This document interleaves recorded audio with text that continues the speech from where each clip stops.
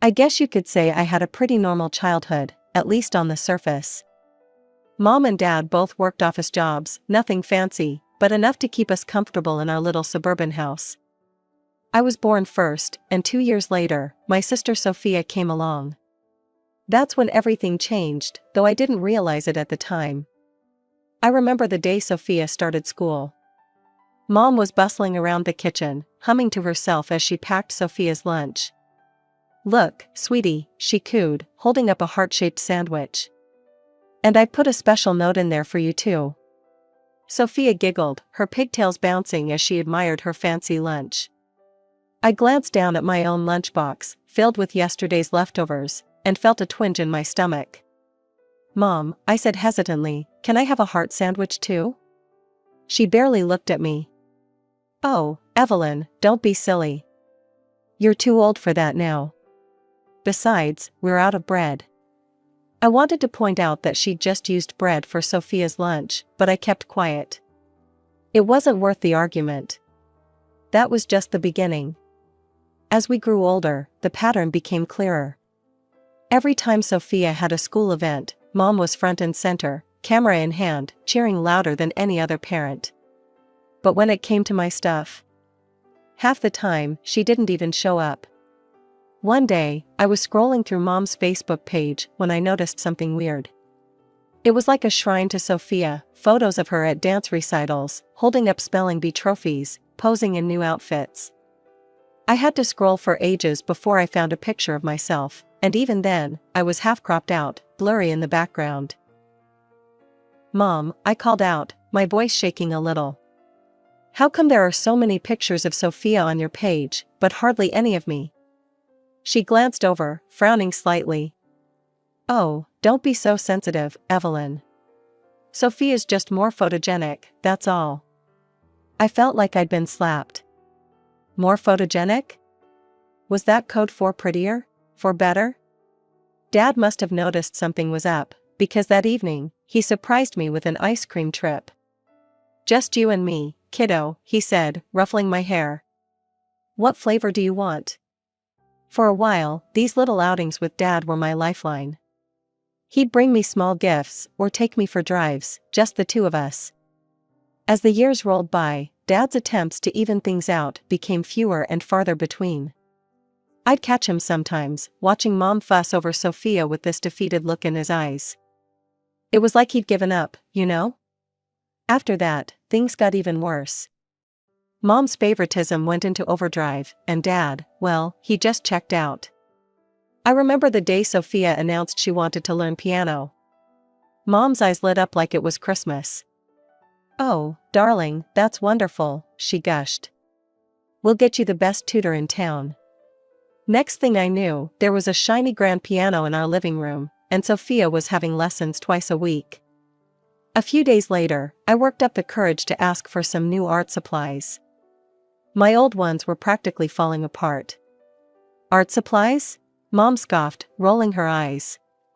"Evelyn, do you have any idea how expensive Sophia's piano lessons are? We can't afford to indulge every little whim." I felt my cheeks burning. "It's not a whim, Mom. I've been into art for years." "Well, maybe you should find a cheaper hobby," she snapped. I retreated to my room, fighting back tears. It wasn't fair. Nothing about this was fair. The differences extended to everything, even our clothes. Sophia's closet looked like a boutique, all designer labels and trendy pieces. Meanwhile, I was stuck with hand-me-downs and whatever I could find on clearance. One day, as I was rifling through a bin of marked-down shirts, Sophia appeared at my side. "Hey, Ev," she said softly. "I got some birthday money from Grandma. Want to split it and get you something nice?" I looked at her, surprised. "You don't have to do that, soft." She shrugged. "I want to. Besides, that green sweater you've been eyeing would look way better on you than me." That was Sophia for you. Despite everything, she was genuinely kind. It wasn't her fault Mom played favorites, and I couldn't bring myself to resent her for it. In fact, as we got older, Sophia and I grew closer. We'd stay up late, whispering about Mom's weird behavior. I don't get it, Sophia confessed one night. Why does she treat us so differently? I shook my head. I wish I knew, Sophia. I really wish I knew. There were times when Sophia would stand up for me, too. Like when Mom criticized my grades, conveniently forgetting that I was taking advanced classes. Mom, lay off, Sophia snapped. Evelyn's working her butt off. You should be proud. Mom looked shocked, then muttered something about Sophia being too soft-hearted. It was moments like these that kept me going. Knowing that at least my sister saw me, really saw me, made the rest of it a little more bearable. Another bright spot in all this mess was my grandparents, Eleanor and George. Every visit to their cozy little house felt like stepping into a different world, one where I actually mattered. Their walls told a different story than Mom's Facebook page. Photos of Sophia and me hung side by side, our gap-toothed grins immortalized in matching frames. One afternoon, as I helped Grandma in the kitchen, I couldn't help but ask, "How come you have so many pictures of me, Grandma?" "Mom barely has any." Grandma's hand stilled on the dough she was kneading. "Oh, sweetie," she sighed.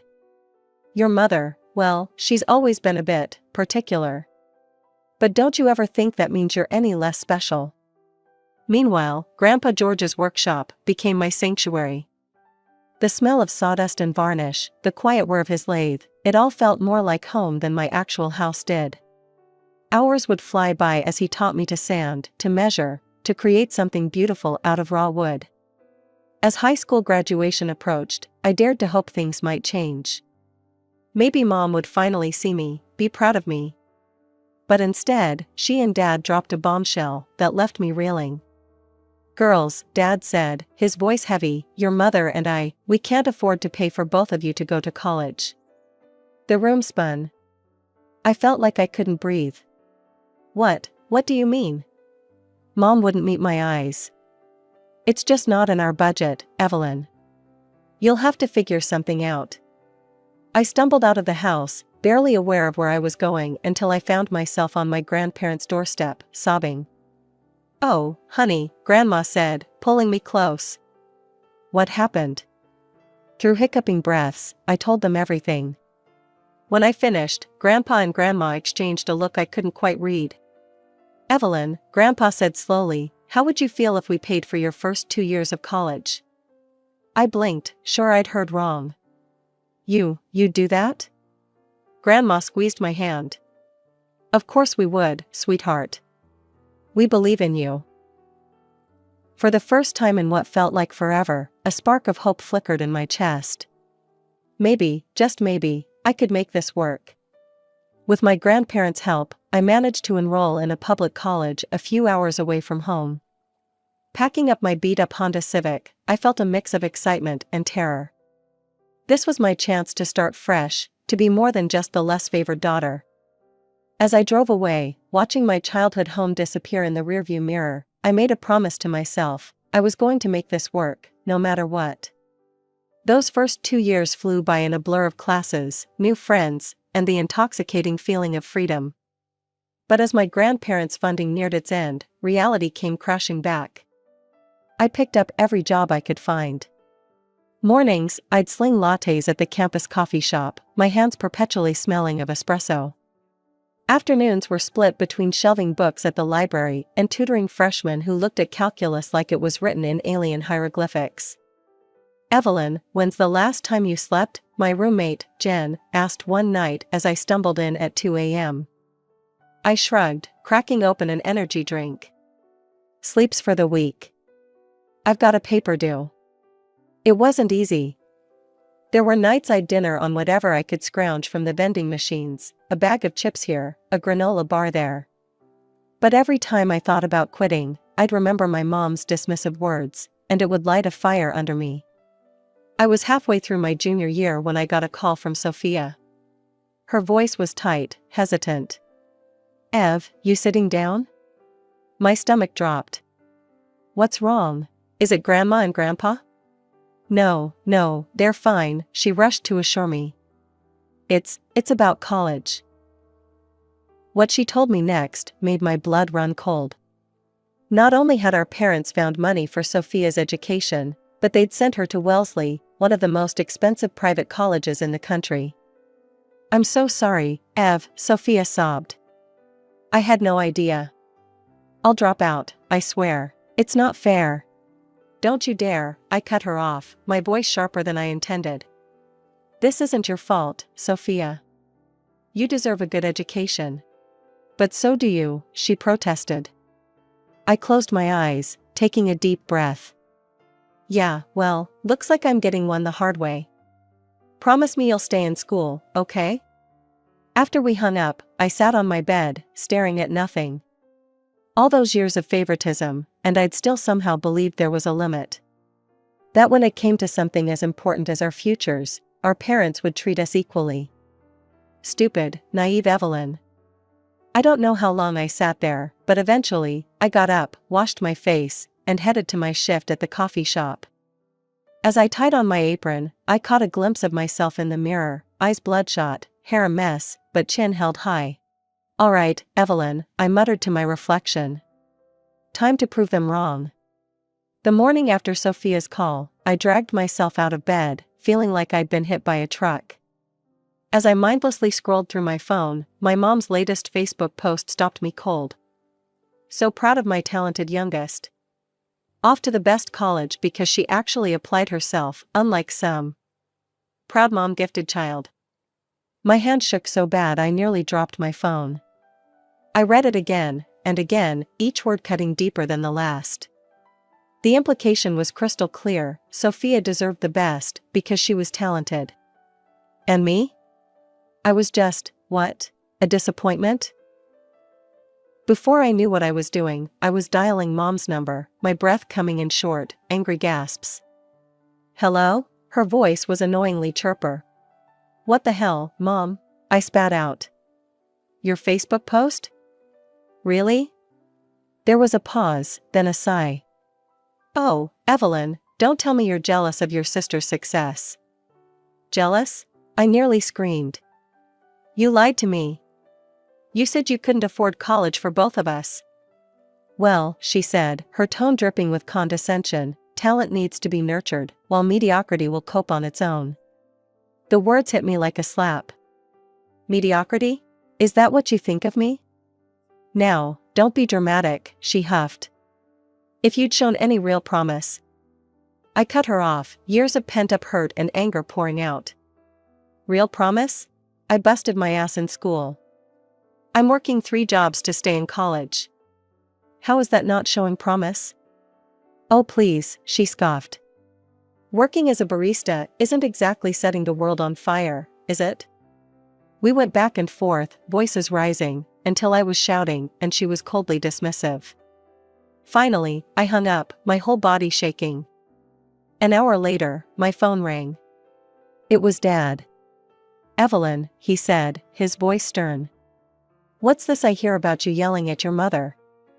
I felt a flicker of hope. Surely Dad would see reason. "Dad, did you see Mom's post? Did she tell you what she said to me?" But my hope was quickly crushed. "Your mother is very upset. She's not feeling well because of your call. How could you be so ungrateful?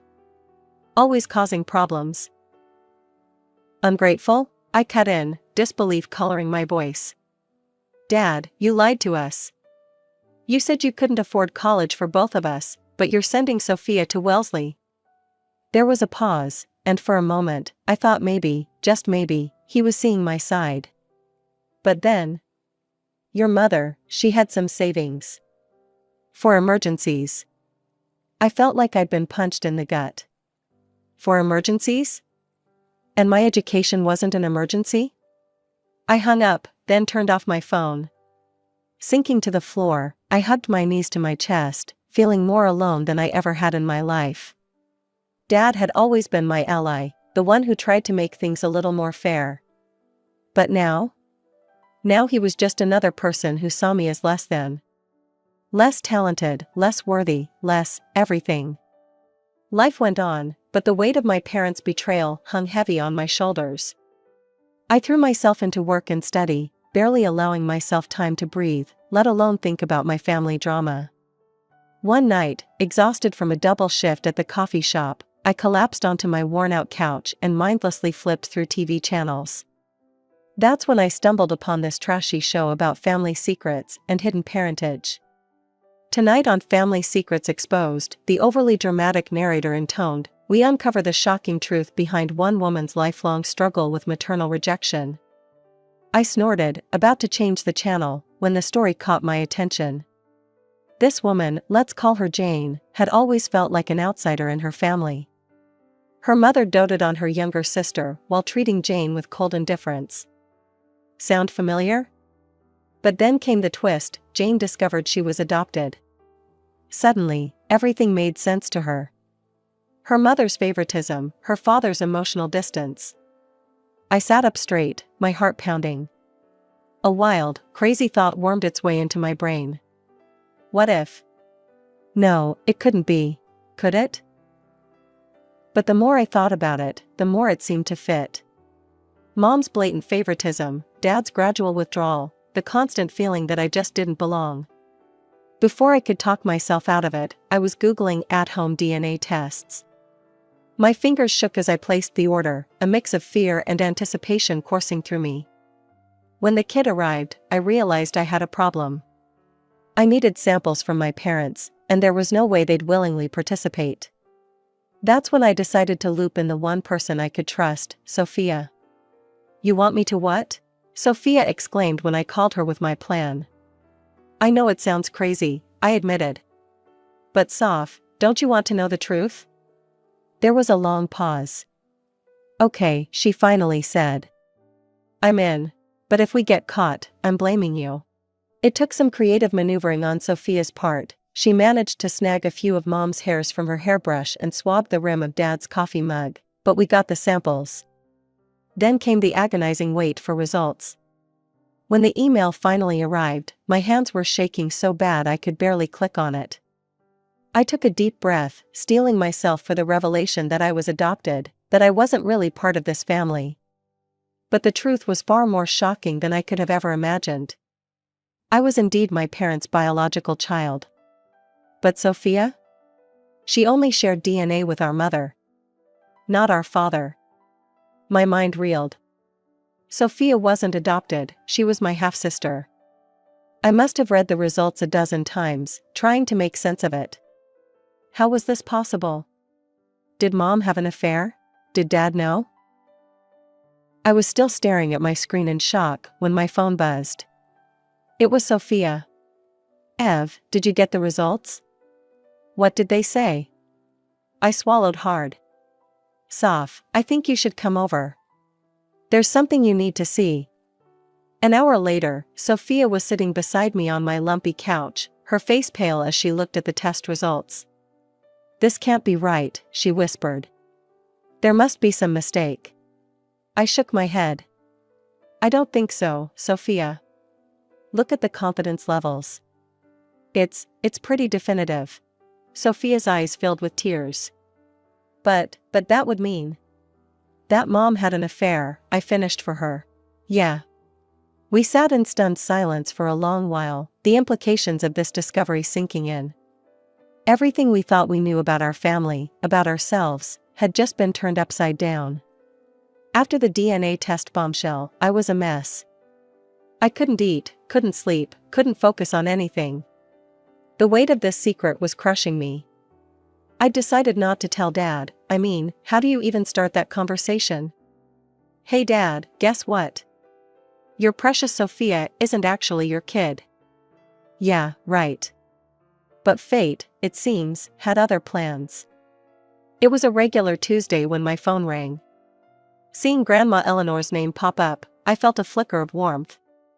At least I still had my grandparents. Evelyn, sweetheart, Grandma's voice was tight with worry. There's something you need to know. Your mother, she came to see us yesterday. She asked us to change our will. To disinherit you in favor of Sophia. We refused, of course. But Evelyn, what's going on?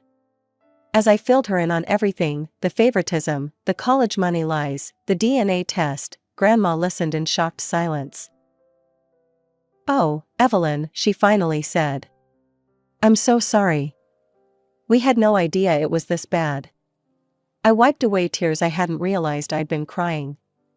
"Thanks, Grandma, for telling me. And for not giving up on me." After we hung up, I sat there for a long time, my mind racing. This was the last straw.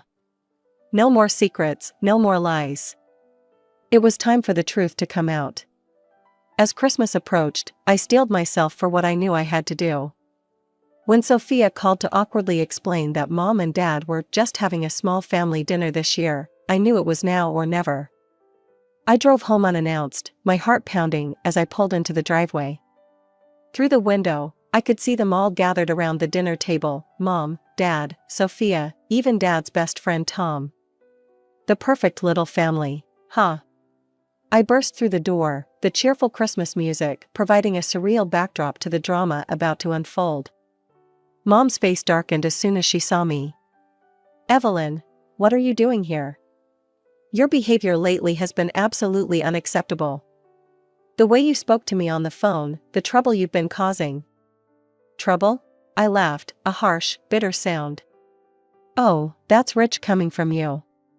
Tell me, Mom, how long have you been lying to all of us?" The room fell silent. Dad looked confused, Sophia pale and scared. Tom shifted uncomfortably in his seat. "What are you talking about?" Dad asked. I took a deep breath. "I had a DNA test done." "Dad, I'm so sorry, but Sophia isn't your daughter." The room erupted. Dad jumped to his feet, his face a mask of shock and rage. Sophia burst into tears. "And Mom?" Mom just crumpled, sinking into her chair with a wail. "Sarah," Dad's voice was barely a whisper. "Is this true?" Through her tears, Mom nodded.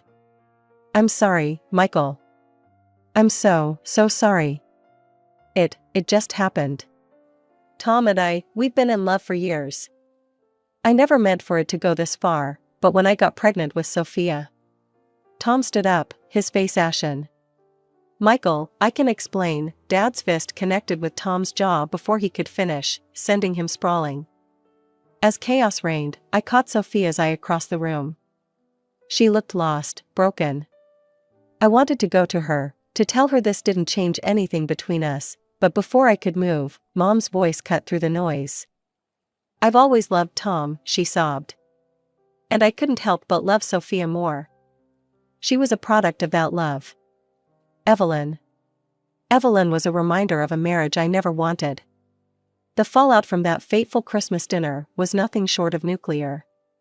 In the weeks that followed, our family imploded in spectacular fashion. Dad, reeling from the double betrayal of Mom and his supposed best friend, went on the warpath. He filed for divorce faster than you could say infidelity and came after both Mom and Tom for every penny he could get. I'll never forget the day he called me to his lawyer's office. "Evelyn," he said, his voice gruff with emotion, "I want you to have this." He slid a check across the table, and I nearly choked when I saw the amount. "Dad, I can't." He held up a hand. "You deserve it, kiddo. After everything, well, it's the least I can do." I used that money to pay off my student loans, and even put a down payment on a small condo. For the first time in my life, I felt financially secure. Sophia, bless her heart, was a trooper through it all. She dropped out of Wellesley, saying she couldn't stomach being there knowing how it was paid for. "I'm going to do this on my own terms," she told me over coffee one day. "No more lies, no more handouts." I watched with pride as she got a job waiting tables and enrolled in community college. She was determined to forge her own path, and I admired her all the more for it. As for Mom, well, that's a wound that's still raw. Dad, the grandparents, and I cut ties completely. It wasn't easy, but after years of manipulation and lies, it felt necessary for our own mental health. Sophia still talks to her occasionally. "She's still our mom," she said to me once, her voice small. "Even if she's a pretty crappy one." I nodded, understanding, but not quite agreeing. For me, the mother I thought I knew had died the day the truth came out. Months passed, and slowly, we all began to find our footing in this new reality. Dad started dating again, tentatively. He and I grew closer than ever, bonding over our shared hurt and healing. Sophia and I? We became inseparable. All those years of Mom's favoritism driving a wedge between us melted away. We were sisters, through and through, regardless of DNA. One evening, as Sophia and I sat on the balcony of my new condo, sharing a bottle of wine, I found myself reflecting on everything we'd been through. You know, I said, swirling the wine in my glass, a part of me almost wants to thank Mom. If she hadn't been so awful, we might never have uncovered the truth. And as painful as it's been, I don't know. I feel like I know who I am now, you know? Sophia nodded slowly. Yeah, I get that. It's like, the fog has lifted. So, what's next for Evelyn 2.0? I laughed. God, I don't know. Finish my degree, I guess. Maybe travel a bit. The world's wide open. And it was. For the first time in my life, I felt truly free. The weight of trying to earn Mom's love, of competing with Sophia, of never feeling good enough, it was all gone.